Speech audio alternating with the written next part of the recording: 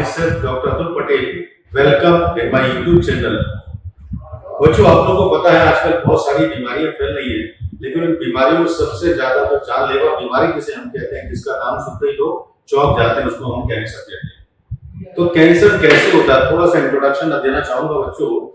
हर किसी की बॉडी में कुछ जीन्स होते हैं। ऐसी एक जीन होता है जिसे कहते हैं ऑन्कोजीन, वो कैंसर कॉजिंग जीन होता है। वो हमारे जीनोम के अंदर इनएक्टिवेट फॉर्म में पड़ा रहता है। वो जीन कब और कैसे एक्टिवेट होगा ये पता नहीं, ठीक है बच्चों। और अगर वो जीन एक्टिवेट हो जाता है तो इर्रेगुलर सेल डिवीजन को प्रमोट करता है।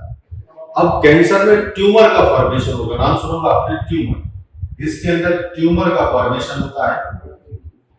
कभी कभी किसी को बीमारी होती है, डॉक्टर के पास जाता है, डॉक्टर कहता नहीं ये ट्यूमर जानलेवा नहीं, ये कैंसर नहीं। तो उनमें क्या डिफरेंस होता है बच्चों? ट्यूमर दो टाइप की होती है। एक होता है बच्चों बिनाइन ट्यूमर, एक होता है malignant tumour. Benign tumour non cancerous होता है और ये कैंसरस होता है। दोनों में क्या फर्क होता है बच्चों? बिनाइन ट्यूमर है एक्चुअली, फॉर एग्जांपल जैसे मस्सा, तेल, ये सब क्या होते हैं? सब ट्यूमर की कैटेगरी में आते हैं, लेकिन किसमें आते हैं? बिनाइन की कैटेगरी में आते हैं।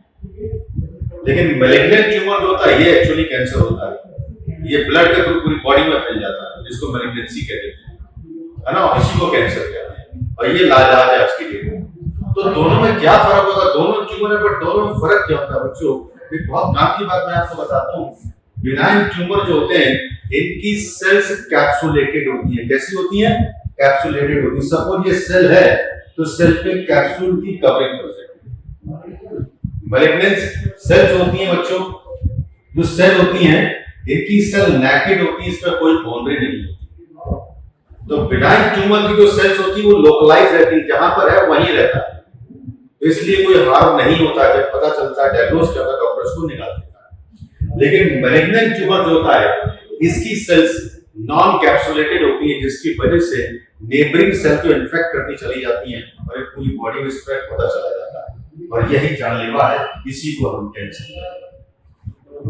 होपफुली आपको अच्छा लगा और आगे की जानकारी मैं नेक्स्ट वीडियो में दूंगा। Thank you.